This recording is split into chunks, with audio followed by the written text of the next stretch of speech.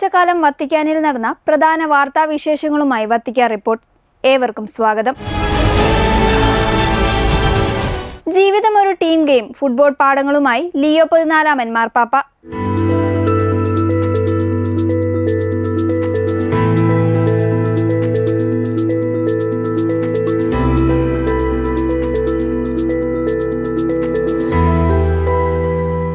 FIFA ലോകകപ്പ് ആവേശത്തിലേക്ക് ലോകമുണരുമ്പോൾ ഫുട്ബോളിനെ മുൻനിർത്തി ഹൃദ്യമായ ജീവിതപാഠം പങ്കുവച്ച് ലിയോ 14 പാപ്പ. ജീവിതം ഒറ്റയ്ക്ക് ഓടി തീർക്കേണ്ട ഒരു മത്സരമല്ല എന്നും മറിച്ച് ഒത്തൊരുമയോടെ ഒരു ടീമായി കളിക്കേണ്ട ഒന്നാണെന്നും മാർപ്പാപ്പ ഓർമ്മിപ്പിച്ചു. En cuanto a la pregunta sobre el fútbol, todo el mundo sabe que ahora juego tenis. Jugaba fútbol como joven, pero fútbol americano, un poco más violento. Pero también con los seminaristas, cuando estuve en Trujillo, jugaba fútbol. Defensa, si quieren saber. No era gran goleador. Pero cuando estaba, primero en Roma, donde viví la primera experiencia del Mundial, 1982, que fue aquí en España. Luego en Perú con los seminaristas seguía mucho, sea los equipos locales, pero también jugaba con los seminaristas. Poco de deporte hace bien para todos. Hay que buscar cómo, digamos, conservar y estar en buena salud, cuerpo, mente y alma. Entonces eso sí ha sido parte de mi vida. Pues el fútbol también nos ayuda a recordar algo muy importante, que la vida no es una carrera para vivir en una forma solitaria. Es algo que se juega en equipo y hay que aprender a correr juntos. Y entonces en ese sentido, uno que puede ser una estrella, pero que nunca pasa la pelota, pues no deja que los otros entren en el juego y probablemente va a perder. Y entonces también pensando en nosotros y pensando cómo integrar en un equipo, pues también quiero reconocer y felicitar todo lo que están haciendo aquí. സ്പെയിനിലെ ബാഴ്സലോണയിലുള്ള saint Augustine ദേവാലയത്തിൽ രൂപതാ ജീവകാരുണ്യ സംഘടനകളിലെ അംഗങ്ങളുമായി നടത്തിയ കൂടിക്കാഴ്ചയിലാണ് football കമ്പക്കാരുടെ ശ്രദ്ധേയമായ പ്രതികരണം. ജീവിതത്തിൽ വളരെ പ്രധാനപ്പെട്ട ഒരു കാര്യം ഓർമ്മിക്കാൻ ഫുട്ബോൾ നമ്മെ സഹായിക്കുന്നുണ്ട്. ജീവിതം എന്നത് ഏകാന്തമായി ഓടേണ്ട ഒരു മത്സരമല്ല, അതൊരു ടീമായി കളിക്കേണ്ട ഒന്നാണ്. നമ്മൾ ഒരുമിച്ച് മുന്നേറാൻ പഠിപ്പിക്കേണ്ടതുണ്ട്, മാർപ്പാപ്പ പറഞ്ഞു. തനിക്ക് ഫുട്ബോൾ ഇഷ്ടമാണോ എന്ന് ചോദിച്ച റൊൻസോ എന്ന 6 വയസ്സുകാരൻ്റെ ചോദ്യത്തിന് മറുപടി നൽകവെയാണ് കളിക്കളത്തിലെ സ്വാർത്ഥതയെ മാർപ്പാപ്പ ചൂണ്ടിക്കാണിച്ചത്. ഒരാൾ വലിയൊരു സൂപ്പർ സ്റ്റാർ ആയിരിക്കാം, പക്ഷെ പന്ത് മറ്റുള്ളവർക്ക് പാസ് ചെയ്യാതെ അവരെ കളിയിൽ പങ്കാളികളാക്കാതെ സ്വന്തമായി തന്നെ മുന്നേറാൻ ശ്രമിച്ചാൽ ആ താരം പരാജയപ്പെടാൻ തന്നെ സാധ്യതയുണ്ട്, അദ്ദേഹം കൂട്ടിച്ചേർത്തു. തൻ്റെ കായിക പശ്ചാത്തലത്തെക്കുറിച്ചും കൂടിക്കാഴ്ചയിൽ മാർപ്പാപ്പ മനസ്സ് തുറന്നു. നിലവിൽ താൻ ടെന്നീസാണ് കളിക്കുന്നതെന്നും എന്നാൽ ചെറുപ്പകാലത്ത് അമേരിക്കൻ ഫുട്ബോൾ കളിച്ചിരുന്നതായും അദ്ദേഹം വെളിപ്പെടുത്തി. പെറുവിലെ ട്രുജില്യൻ മിഷണറിയായ സേവനമനുഷ്ഠിച്ച കാലത്ത് സെമിനാരി വിദ്യാർത്ഥികൾക്കൊപ്പം പന്തു തട്ടിയ ഓർമ്മകളും അദ്ദേഹം പങ്കുവച്ചു. അന്ന് ഞാൻ ഡിഫൻസിലാണ് കളിച്ചിരുന്നത്, ചിരിയോടെ മാർപ്പാപ്പ ഓർത്തെടുത്തു. കായിക വിനോദങ്ങൾ ശരീരത്തിനും മനസ്സിനും ആത്മാവിനും ഒരുപോലെ ഉന്മേഷം നൽകുന്നതാണെന്ന് വ്യക്തമാക്കിയ മാർപ്പാപ്പ ബാഴ്സലോണയിലെ കത്തോലിക്ക സഭാ സമൂഹങ്ങൾ നടത്തുന്ന സാമൂഹ്യ പ്രവർത്തനങ്ങളെ ഒരു ടീമിന്റെ ഒത്തൊരുമയോടെയാണ് ഉപമിച്ചത്. സഗർദ ഫാമിലിയയിലെ ജീസസ് ക്രൈസ്റ്റ് ടവർ ഉദ്ഘാടനം ചെയ്ത് ലിയോ 14 മാർപ്പാപ്പ.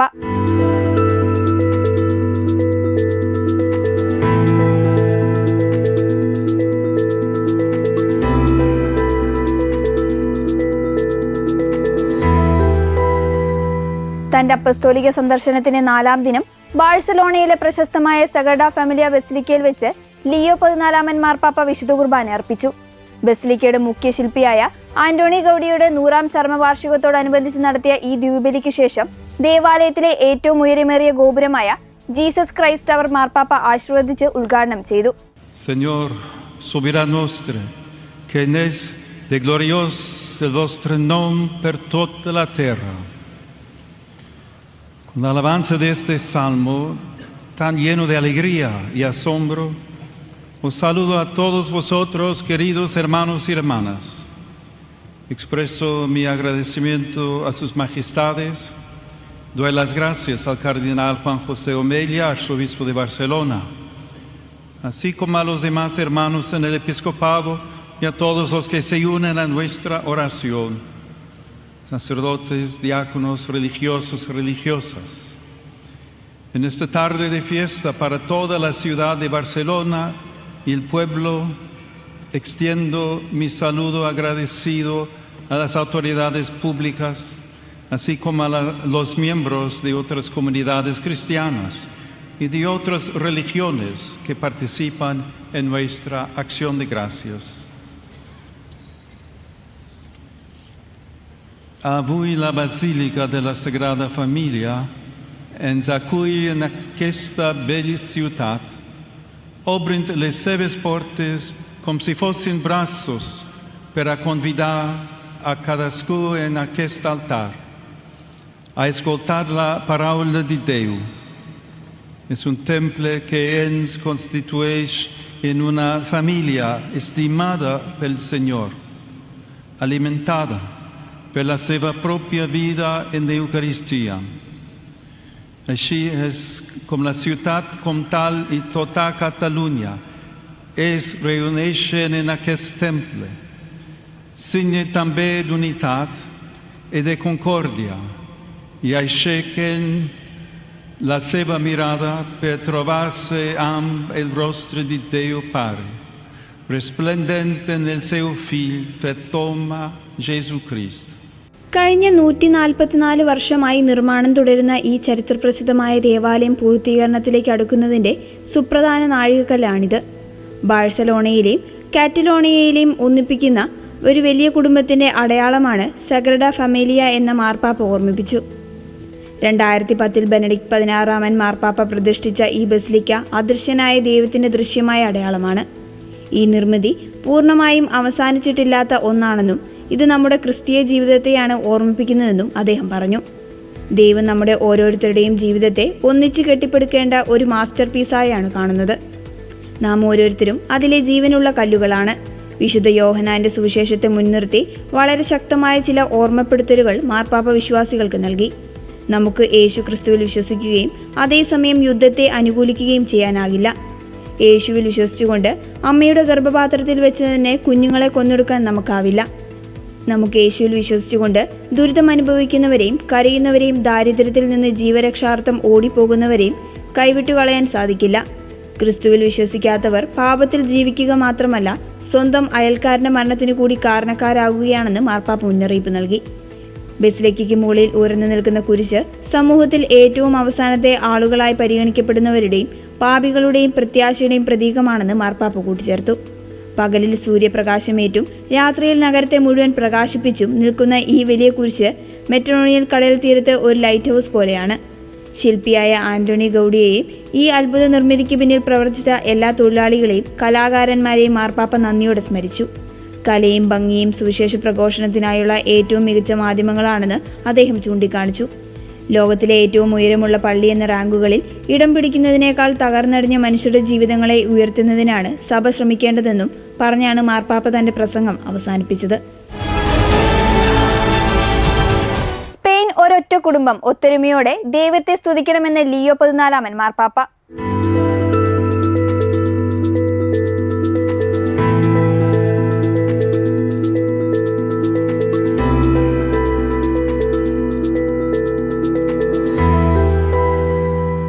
ശക്തമായ പ്രാദേശിക രാഷ്ട്രീയ സ്വയംഭരണ പ്രസ്ഥാനങ്ങൾ നിലനിൽക്കുന്ന സ്പെയിനിലെ കാറ്റലോണിയയിൽ രാജ്യത്തിന്റെ ഐക്യവും വിശ്വാസവും ഉയർത്തിപ്പിടിച്ച് ലിയോ 14 മാർപ്പാപ്പ. കാറ്റലോണിയയുടെ ആത്മീയ ഹൃദയമെടുപ്പെന്നറിയപ്പെടുന്ന ആബേ ഓഫ് മോൺസറാട്ടിൽ ജപമാല സമർപ്പണത്തിന് ശേഷം വിശ്വാസികളെ അഭിസംബോധന ചെയ്യുകയായിരുന്നു പാപ്പ. Si contenti poter stare als peus della Morinità per incommenarli per la confianza nella sua intercessione maternale.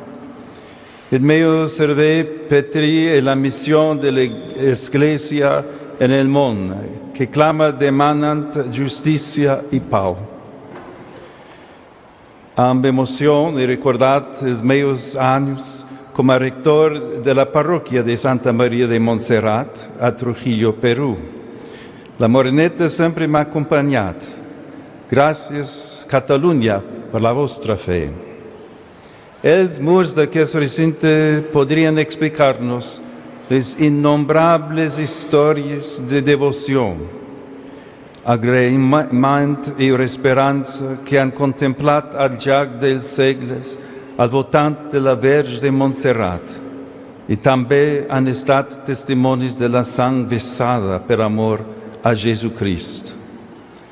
Així mateix en aquests murs han estat custodiades les alegries i les penes, els goigs i les làgrimes de tant fidels, i han escoltat també les veus celestials del cant infantil de l'escolania más antigua de Europa. Cuando mi predecesor, el Papa Francisco, en el 2023, ofreció la Rosa de Oro a esta venerada imagen, nos invitaba a considerar cómo durante cientos de años los fieles, sin distinción, han pasado por este santuario desgranando las cuentas del rosario, porque María, Madre de Dios, es fundamental en la vida de todo cristiano. മാഡ്രിഡിലും ബാഴ്സലോണയിലും Canary ദ്വീപുകളിലും ഉൾപ്പെടെ സ്പെയിനിലെമ്പാടും താൻ ദർശിച്ചത് ദൈവത്തെ സ്തുതിക്കുവാനും ഒന്നിച്ചു നിൽക്കുവാനുമുള്ള ജനങ്ങളുടെ ആഹ്വാനമാണെന്ന് മാർപ്പാപ്പ ഓർമ്മിപ്പിച്ചു. ആബയുടെ ബാൽക്കണിയിൽ പുഞ്ചിരിയോടെ പ്രത്യക്ഷപ്പെട്ട മാർപ്പാപ്പയെ ലിയോ മാർപ്പാപ്പ ഞങ്ങൾ അങ്ങയെ സ്നേഹിക്കുന്നു എന്ന മുദ്രാവാക്യങ്ങളോടെയും വലിയ കയ്യടികളോടെയുമാണ് വിശ്വാസികൾ വരവേറ്റത്. ആദ്യം മാഡ്രിഡിലും പിന്നീട് ബാഴ്സലോണയിലും കാറ്റിയോണിയയിലും ഇനി വരാനിരിക്കുന്ന കാനറി ദ്വീപുകളിലും നാം അനുഭവിക്കുന്ന ഈ സന്തോഷവും ആവേശവും ആഴമേറിയ വിശ്വാസത്തിന് തെളിവാണ്. സ്പെയിൻ മുഴുവൻ വിശ്വാസത്തിലും സ്നേഹത്തിലും നിറഞ്ഞിരിക്കുന്നു. ദൈവത്തിന് നന്ദി പറയുവാനും ഒരുമിച്ച് നിൽക്കുവാനുമുള്ള വലിയൊരു അനുഗ്രഹം ഇവിടെ ദൃശ്യമാണ്. മോൺസറാട്ട് മാതാവിൻ്റെ തണലിൽ നാം എല്ലാവരും ഒരൊറ്റ കുടുംബമാണ്. തൻ്റെ പൊന്തിഫിക്കേറ്റിൻ്റെ പ്രധാന മുദ്രാവാക്യമായ ഐക്യം എന്ന ആശയത്തിന് ഊന്നൽ നൽകിയാണ് മാർപ്പാപ്പ സംസാരിച്ചത്. വിവിധ രാജ്യങ്ങളിൽ നിന്നുള്ള ആളുകളെ സ്വീകരിക്കുവാനും അവരെ തങ്ങളുടെ സമൂഹത്തിന്റെ ഭാഗമാക്കി മാറ്റുവാനും കാറ്റലോണിയ കാണിക്കുന്ന വലിയ മനസ്സിനെ മാർപ്പാപ്പ പ്രത്യേകം പ്രശംസിച്ചു. എല്ലാവരെയും ഒരൊറ്റ കുടുംബമായി എങ്ങനെ സംയോജിപ്പിക്കാമെന്ന് കാറ്റലോണിയ ലോകത്തെ പഠിപ്പിക്കുന്നുവെന്ന് അദ്ദേഹം പറഞ്ഞു. തീർത്ഥാടകരെ സ്നേഹത്തോടെ സ്വീകരിക്കുന്ന മോൺസറാട്ടിലെ സന്യാസി സമൂഹത്തിനും അദ്ദേഹം നന്ദി അറിയിച്ചു. വിശ്വാസമാണ് ജീവൻ നൽകുന്നതെന്നും വിശ്വാസമാണ് പ്രത്യാശ നൽകുന്നതെന്നും കാറ്റലോണിയയിലെയും സ്പെയിനിലെയും ലോകത്തെ മുഴുവനെയും ഓർമ്മിപ്പിക്കാനാണ് നിങ്ങൾ ഇവിടെ ഒത്തുകൂടിയിരിക്കുന്നതെന്ന് മാർപ്പാപ്പ പറഞ്ഞു. കുരിശിൽ കിടന്നുകൊണ്ട് യേശു നമുക്ക് അമ്മയായി നൽകിയ മറിയം മാതൃസഹജമായ സ്നേഹത്തോടെ എപ്പോഴും നമ്മെ അനുഗമിക്കുമെന്നും വ്യക്തമാക്കിയ മാർപ്പാപ്പ എല്ലാവർക്കും അപ്പസ്തോലിക ആശീർവാദം നൽകിയാണ് മടങ്ങിയത്. വിഷാദവും വേദനയും ദൈവഹിതമല്ല. ബാഴ്സലോണ ഒളിമ്പിക് സ്റ്റേഡിയത്തെ കണ്ണീരണിയിച്ച് ലിയോ 14 പാപ്പയുടെ വാക്കുകൾ.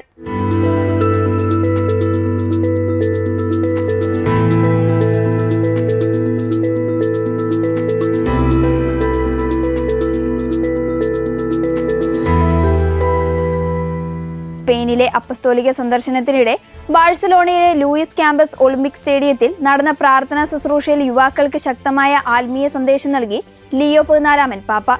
ജീവിതത്തിലെ മാറ്റങ്ങൾ, മാനസികാരോഗ്യം, കഷ്ടപ്പാടുകൾ, ഗാർഹിക പീഡനം, ക്ഷമ എന്നിവയെക്കുറിച്ചുള്ള 3 യുവാക്കളുടെ ഹൃദയസ്പർശിയായ സാക്ഷ്യങ്ങൾക്ക് മറുപടി നൽകിക്കൊണ്ടാണ് പാപ്പ ഇപ്രകാരം സംസാരിച്ചത്. Gracias por este testimonio. Gracias por permitirme participar en la teva alegría y en la de todos aquellos que en la Pascua de aquest any han rebut el sacrament del bateig.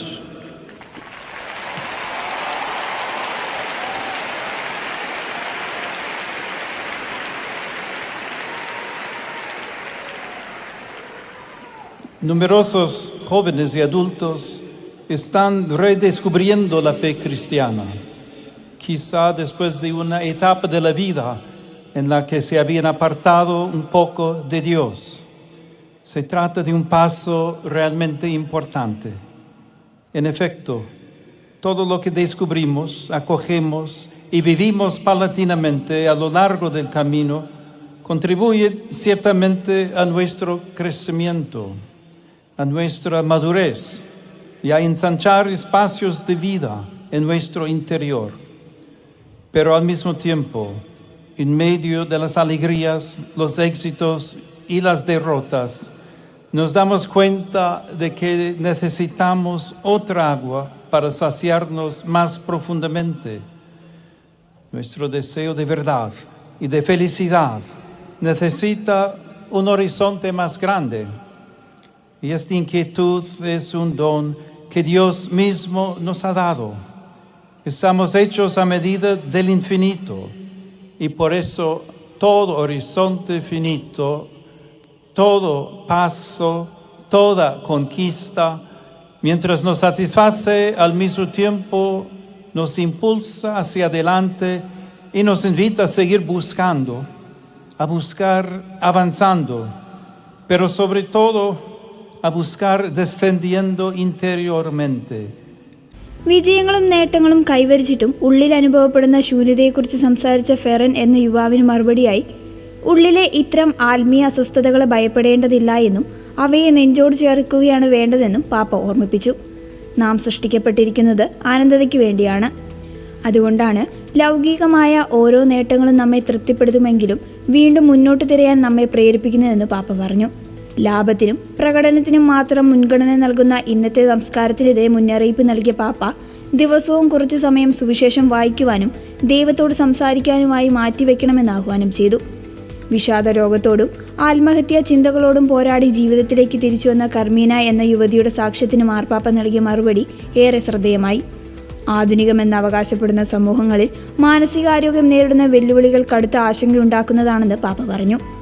ക്രൂശിതനായ യേശുവിൻ്റെ ഏകാന്തതയും വേദനയും അനുസ്മരിച്ചുകൊണ്ട് മാർപ്പാപ്പ ഇപ്രകാരം പറഞ്ഞു: വേദനകളുടെ നിമിഷങ്ങളിൽ ദൈവം നമ്മെ ഉപേക്ഷിച്ചുവെന്ന് തോന്നിയേക്കാം, എന്നാൽ യേശുവിൻ്റെ കുരിശ് നമ്മോട് പറയുന്നത് മറ്റൊന്നാണ്. ദൈവം നമ്മെ കൈവിടില്ല. നമ്മുടെ വേദനയുടെയും കടുത്ത ഏകാന്തതയുടെയും നിമിഷങ്ങളിൽ അവൻ നമ്മുടെ അരികിലുണ്ട്. നമ്മോടൊപ്പം അവൻ കുരിശിലേറ്റപ്പെടുന്നു. അതേസമയം കഷ്ടപ്പാടുകളെ ദൈവഹിതമെന്ന് പറഞ്ഞ് ലളിതവൽക്കരിക്കരുതെന്നും ദൈവം ആരുടെയും കഷ്ടപ്പാടുകൾ ആഗ്രഹിക്കുന്നില്ല എന്നും പകരം അവൻ നമ്മോടൊപ്പം ചുമക്കുകയാണെന്നും പാപ്പ കൂട്ടിച്ചേർത്തു. സ്വീകരിക്കുന്നതിനേക്കാൾ കൊടുക്കുന്നതാണ് മഹാഭാഗ്യം. വോളണ്ടിയർമാർക്ക് നന്ദി അറിയിച്ച് മാർപ്പാപ്പ.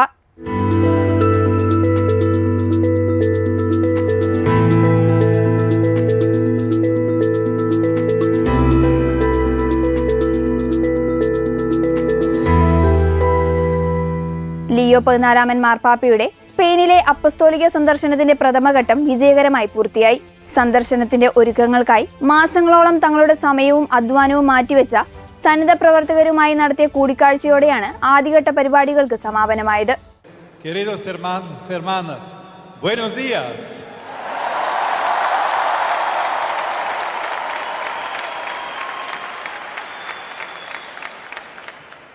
Este encuentro es el último de la etapa madrileña de mi viaje apostólico.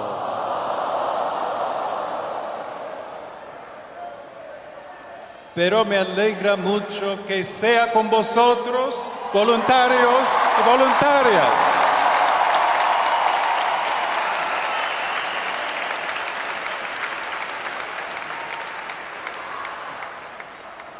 Cada uno de vosotros y muchos más que no han podido estar aquí esta mañana, merecéis un gracias muy especial porque habéis ofrecido vuestra presencia, vuestro servicio y lo habéis hecho por amor al Señor, a la Iglesia y al Papa. Gracias de todo corazón.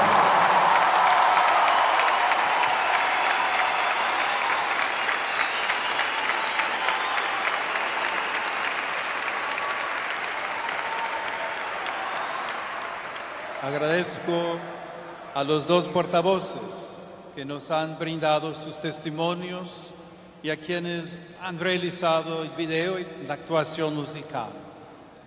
He sabido que desde el principio vuestra respuesta a la convocatoria ha sido entusiasta. En pocos días habéis superado las cifras solicitadas y así las necesidades han quedado ampliamente cubiertas. Os habéis tomado días libres en el trabajo. Algunos de vosotros os habéis dedicado a tiempo completo durante meses, pero cada uno ha dado lo que ha podido, entregando corazón, manos, ideas, talentos, sonrisas. Que Dios os recompense como solo Él sabe hacerlo. തങ്ങളുടെ ജോലികളിൽ നിന്നും അവധിയെടുത്തും മാസങ്ങളോളം പൂർണ്ണസമയ സേവനം ചെയ്തും മാർപ്പാപ്പയുടെ വരവിനായി പശ്ചാത്തലമൊരുക്കിയ ഏവരെയും പാപ്പ ഹൃദയപൂർവ്വം നന്ദി അറിയിച്ചു. കർത്താവിനോടും സഭയോടും മാർപ്പാപ്പയോടുമുള്ള സ്നേഹത്തെ പ്രതിയാണ് നിങ്ങൾ ഇത് ചെയ്തത്. നിങ്ങളിൽ ഓരോരുത്തരും നിങ്ങളുടെ ഹൃദയം, കൈകൾ, ചിന്തകൾ, കഴിവുകൾ, പുഞ്ചിരി എന്നിവയാണ് ഇവിടെ സമർപ്പിച്ചത്. ദൈവം നിങ്ങൾക്ക് അർഹമായ പ്രതിഫലം നൽകട്ടെ എന്ന് പാപ്പ ആശംസിച്ചു. ബൈബിളിലെ പുളിമാവിന്റെ ഉപമ അനുസ്മരിച്ചുകൊണ്ട് ലോകമെമ്പാടുമുള്ള ക്രൈസ്തവർ സമൂഹത്തിന് നമ്മുടെയും സ്വാർത്ഥതയില്ലാത്ത സ്നേഹത്തിന്റെയും പുളിമാവായി മാറണമെന്ന് മാർപ്പാപ്പ ആഹ്വാനം ചെയ്തു. സന്നദ്ധ പ്രവർത്തകരുടെ പ്രവൃത്തിയിലൂടെ ക്രൈസ്തവർക്ക് എങ്ങനെയാണ് സമൂഹത്തെ നന്മയിലേക്ക് നയിക്കാൻ കഴിയുക എന്ന് തെളിയിക്കപ്പെട്ടിരിക്കുകയാണെന്ന് അദ്ദേഹം പറഞ്ഞു. സ്വാർത്ഥതയില്ലാത്ത സേവനം എന്നത് ഒരു സമൂഹത്തിനെ മാനുഷികവും ധാർമ്മികവും ആത്മീയവുമായ തലങ്ങളെ വളർത്തുന്ന പുളിമാവ് പോലെയാണ്. അത് ദൈവരാജ്യത്തിന്റെ സവിശേഷമായ ലക്ഷണമാണ്. സ്വന്തം താല്പര്യങ്ങൾക്കും ലാഭക്കൊതിക്കും മാത്രം മുൻഗണന നൽകുന്ന ഇന്നത്തെ ലോകത്ത് തിരിച്ചൊന്നും പ്രതീക്ഷിക്കാതെ മറ്റുള്ളവർക്ക് നന്മ ചെയ്യുവാനും മാനവികതയുടെ സമഗ്രമായ വികസനത്തിന് ജീവിക്കുവാനും ക്രൈസ്തവർക്ക് സാധിക്കണമെന്ന് പാപ്പ ഓർമ്മിപ്പിച്ചു. ഇതോടെ ഈ ആഴ്ചയിലെ വത്തിക്കാൻ റിപ്പോർട്ട് പൂർണ്ണമാകുന്നു. അടുത്ത ആഴ്ച വീണ്ടും കാണാം. നന്ദി.